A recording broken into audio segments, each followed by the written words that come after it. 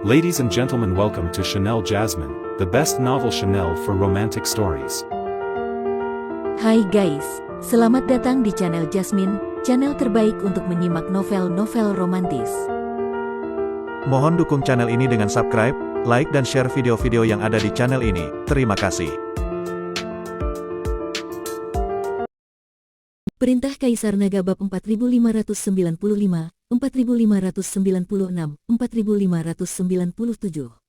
Dev harus menemukan cara untuk bertahan lama di bawah pohon kuno. Agar tidak menimbulkan kecurigaan orang lain, Dev menarik kekuatan kesadarannya dan pada saat yang sama mengembalikan jiwanya ke posisi semula.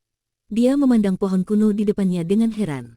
Tidak ada formasi pada pohon kuno, jadi kekuatan hisap yang menyerap kekuatan spiritual banyak kultivator bukanlah karena adanya formasi, tetapi kemampuan pohon kuno itu sendiri. Pohon kuno yang dapat menyerap kekuatan spiritual orang lain sangatlah langka di dunia surga dan manusia ini. Dev belum pernah melihat pohon seperti ini. Tetapi ketika jiwa Dev kembali ke bentuk aslinya, di ruang pohon kuno, cahaya putih perlahan mengembun menjadi penampilan seorang lelaki tua.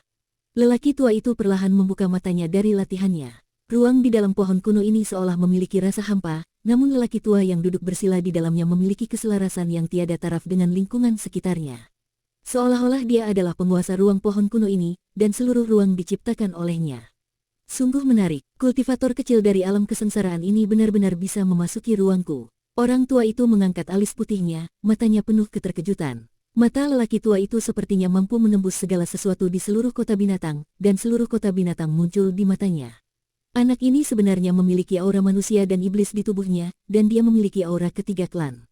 Sungguh jenius. Mata lelaki tua itu sedikit menyipit dan dia menjadi sedikit penasaran. Terlihat lelaki tua itu mencubit jari-jarinya, dan cahaya spiritual di atas kepalanya terus berkedip, dan itu benar-benar mulai membentuk sebuah gambar. Dan adegan ini sebenarnya dimulai saat Dev memasuki kota binatang. Dari Dev memasuki kota binatang, hingga mengikuti Liu Zongnan dan perpisahan mereka, semuanya ditampilkan di layar. Namun, urusan Dev di luar kota binatang tidak ditampilkan dalam gambar. Kemudian dia bertemu Yao Mei, menemukan Liu Zongnan, dan berencana untuk mendapatkan batu spiritual abadi. Bahkan ketika Dev dan Liu Zongnan sedang menegosiasikan akuisisi di dalam ruangan, formasi pelindung diatur di sekitar ruangan, tetapi mereka masih terlihat jelas di depan lelaki tua itu.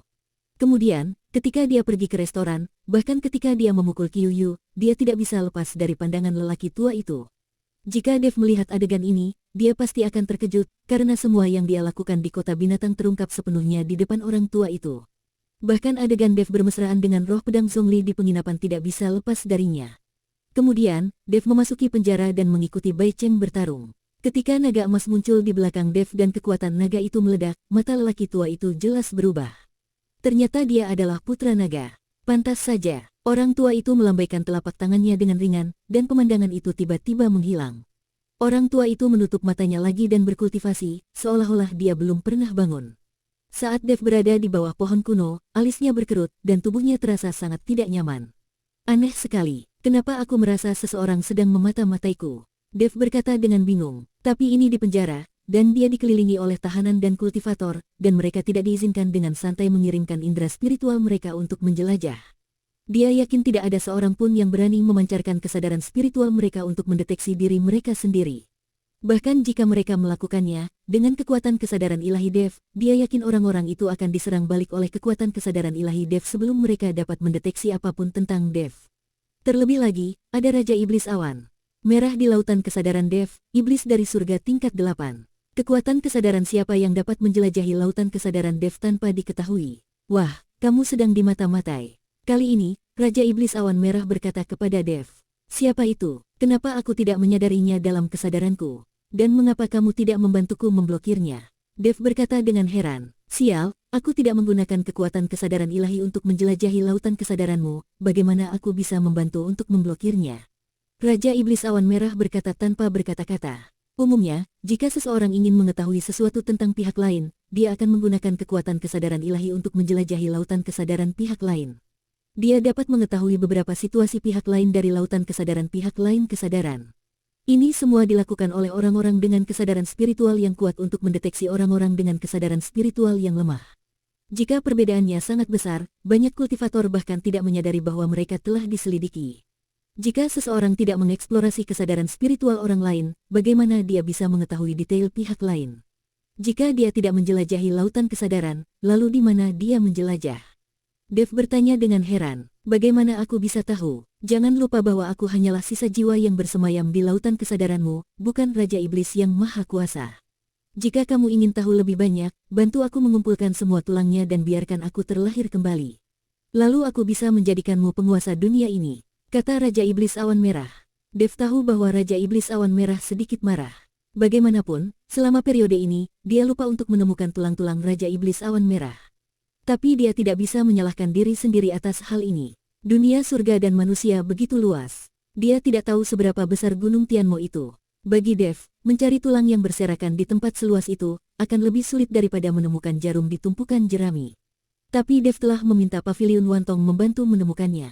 Ada banyak cabang Paviliun Wantong di wilayah selatan, dan anak buahnya juga banyak. Pasti akan lebih mudah untuk menemukannya daripada Dev sendiri. Jangan khawatir, aku tidak lupa menemukan tulangnya. Dev menghibur Raja Iblis Awan Merah. Jangan biarkan orang tua ini membodohimu, lagi pula, Dev masih mengandalkannya berkali-kali. Waktu istirahat telah habis, kembali ke sel. Saat ini, suara penjaga berdering. Semua tahanan dan kultivator bangkit dan berjalan dengan patuh menuju sel. Dan Dev juga meninggalkan pohon kuno itu dan bersiap untuk kembali ke sel. Tuan Chen, aku akan menemui Jenderal Singh untuk meminta pengampunan agar kamu tidak menderita di penjara. Bai Cheng berbisik pada Dev. Kamu bisa meminta pengampunan, tapi ini bukan tentang membiarkanku keluar, ini hanya tentang membiarkan dia keluar. Dev menunjuk ke arah saudara laki-laki Yao Mei tidak jauh dari sana dan berkata. Bai Cheng melihatnya sekilas, lalu mengangguk, baiklah, aku mengerti. Dev berjalan menuju sel, dan saudara laki-laki Yao Mei mengejarnya. Dia berkata dengan nada tidak senang, adik ipar, mengapa kamu tidak membiarkan aku tinggal di bawah pohon kuno itu? Aku juga akan melihat apa ada sesuatu yang aneh di bawah pohon kuno itu. Tutup saja mulutmu. Jika kamu ingin keluar, ikuti saja aku dan jangan banyak bicara. Dev sangat tidak senang dengan saudara laki-laki Yao Mei yang mengatakan, saudara ipar. Melihat Dev marah, saudara laki-laki Yao Mei sangat ketakutan hingga dia tidak berani berbicara lagi. Setelah kembali ke sel dengan jujur, Dev sekali lagi mengeluarkan pil dan memberikannya kepada saudara laki-laki Yao Mei. Ambil pilnya dan pulihkan dirimu dengan baik. Menurutku kamu akan bisa keluar besok. Dev mengikuti saudara laki-laki Yao Mei dan berkata. Saudara Yao Mei tidak sopan dan melemparkan pil itu langsung ke mulutnya, lalu berkata dengan penuh semangat, bagaimana aku akan keluar besok? Apakah kamu akan mengajakku keluar? Setelah melihat kekuatan Dev, saudara Yao Mei juga memiliki harapan besar agar Dev bisa keluar dari penjara. Tidak, besok akan ada perintah amnesti untuk mengeluarkanmu, kata Dev. Perintah amnesti. Saudara Yao Mei terkejut, hanya 3 jenderal binatang besar di kota binatang yang memenuhi syarat untuk mengeluarkan perintah amnesti. Apakah penting jika kamu mengikuti 3 jenderal binatang besar di kota binatang? Tidak masalah bagiku, berhentilah menebak-nebak, istirahatlah yang baik, dan keluar dari sini besok. Dev menyuruh saudara Yao Mei untuk beristirahat dengan baik. Tetapi setelah dia selesai berbicara, orang kuat yang meringkuk di sudut tiba-tiba berlutut di depan Dev, rekan Tao, bisakah kamu juga memberiku perintah amnesti agar aku bisa dibebaskan juga? Jangan khawatir, setelah aku keluar, aku akan membalas budimu meskipun aku bekerja sebagai sapi atau kuda untukmu. Kamu adalah seekor beruang, menurutmu kamu seperti sapi atau kuda seperti apa? Kakak Yao Mei memandang orang kuat itu dan mencibir. Dengan Dev di sini, saudara laki-laki Yao Mei tidak takut pada orang kuat. Orang kuat itu tahu bahwa saudara laki-laki Yao Mei sedang mengejeknya, tetapi dia tidak berani melakukan apapun di depan Dev. Dia tidak memperhatikan saudara laki-laki Yao Mei, tetapi memandang Dev dan memohon, rekan Tao, tolong bawa aku keluar bersamamu. Dev memandang pria kuat itu dan mencibir, mengapa aku harus membawamu? Kami bukan saudara atau teman, dan kita tidak memiliki persahabatan. Setelah mendengar ini, lelaki kuat itu buru-buru berkata, rekan Tao, aku juga punya adik perempuan, dan aku bisa memberikannya kepadamu dan membiarkan kamu menjadi adik iparku. Rumput. Dev terdiam beberapa saat. Tidak tahu diri, beruang hitam besar. Adikmu juga pasti tidak cantik. Kamu masih ingin mencuri adik iparku dariku. Saudara Yao Mei memandang pria kuat itu dan mengejek. Pria kuat itu terlihat jelek dan berkata dengan ekspresi pahit di wajahnya, adikku memang tidak terlalu cantik, tapi aku masih punya rahasia untuk diberitahukan padamu. Rahasia apa? Dev memandang pria kuat itu. Orang kuat itu memandangi saudara laki-laki Yao Mei dan tidak berkata apa-apa. Rupanya dia takut saudara laki-laki Yao Mei akan tahu. Tidak apa-apa, katakan saja padaku, kata Dev. Rekan Tao, aku tahu tentang urat spiritual, jaringan pusat tambang dari batu spiritual abadi.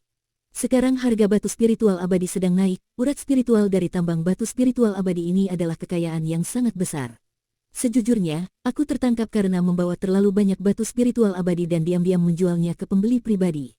Jika kamu bisa mengeluarkanku, aku bisa memberitahumu lokasi urat spiritual milikku, dan kemudian kita akan membaginya sama rata. Orang kuat itu mengikuti Dev dengan suara rendah. Ketika Dev mendengar ini, dia sedikit terkejut. Jika dia benar-benar mengetahui urat spiritual dari batu spiritual abadi, itu akan menjadi sumber daya yang sangat besar. Ini jauh lebih cepat daripada membeli sedikit demi sedikit dengan koin spiritual emas ungu. Hanya saja Dev tidak tahu apakah yang dikatakan orang kuat ini benar atau salah. Berhentilah bicara yang tidak masuk akal di sini. Dimanapun ada tambang urat spiritual dari batu spiritual abadi di seluruh kota binatang, itu telah ditambang sejak lama. Hanya ada batu abadi biasa yang tersisa, semuanya diambil karena keberuntungan. Bagaimana bisa ada urat spiritual dari tambang batu abadi? Bahkan jika itu benar, orang-orang dari istana tuan kota akan mengirim orang untuk menguasainya. Saudara Yao Mei mendengus dingin, sama sekali tidak mempercayai apa yang dikatakan orang kuat itu. Lagi pula, dia sudah lama tinggal di sini dan belum pernah mendengar ada orang yang menyebut urat spiritual tambang batu abadi ini. Hanya karena kamu tidak tahu, bukan berarti tidak ada. Tahukah kamu apa yang ada di bawah tanah di kota binatang buas ini? Orang kuat itu membalas kepada saudara Yao Mei. Saudara Yao Mei tercengang, tetapi dia masih terlihat sedikit tidak yakin. Bagaimana aku bisa percaya bahwa kamu mengatakan yang sebenarnya? Dev memandang pria kuat itu dan bertanya, "Rekan Tao, kamu bisa keluar dan memverifikasi. Nama saya Xiong Kuo, dan nama saudara perempuanku adalah Xiong Ying. Kali ini, aku satu-satunya yang memasuki kota binatang untuk berdagang. Setelah kamu keluar, aku akan memberimu sesuatu untuk dipegang. Kamu pergi mencari adikku, lalu dia akan meyakinkanmu bahwa apa yang aku katakan adalah kebenaran." Xiong Kuo mengikuti Dev dengan suara rendah. Dev memandang Xiong Kuo dan sepertinya dia tidak menipu dirinya sendiri, jadi dia mengangguk dan berkata, "Oke, selama kamu tidak menipuku, aku akan mengeluarkanmu dari penjara." "Jangan khawatir, rekan Tao, aku pasti tidak menipu rekan Tao. Ini adalah liontin giok yang aku pakai. Ambil liontin giok itu dan pergi ke kota binatang 100 mil barat daya. Kamu dapat melihat pohon besar. Adikku tinggal di pohon itu. Tunggu dia keluar dari dalam gua pohon. Selama kamu memberinya liontin giok ini dan menjelaskan situasinya padanya, dia bisa membuktikan bahwa apa yang aku katakan itu benar." Xiong Kuo menyerahkan liontin giok kepada Dev dan berkata, "Oke." Dev mengangguk dan mengambil liontin giok itu. Saudara Yao Mei sedang berdiri, terlihat sedikit gugup. Lagi pula, dia tidak bisa mendapatkan apapun darinya. Apakah Dev masih akan menyelamatkannya? Dia hanya memiliki satu adik perempuan, tetapi dibandingkan dengan saudara perempuan Xiong Kuo yang memiliki urat spiritual batu spiritual abadi, dia mungkin tidak berharga. "Jangan khawatir, aku akan mengeluarkanmu besok." Dev melihat ekspresi ketakutan kakak Yao Mei dan berkata sambil tersenyum. Setelah mengatakan itu, Dev pergi beristirahat dan saudara Yao Mei merasa lega. Bersambung.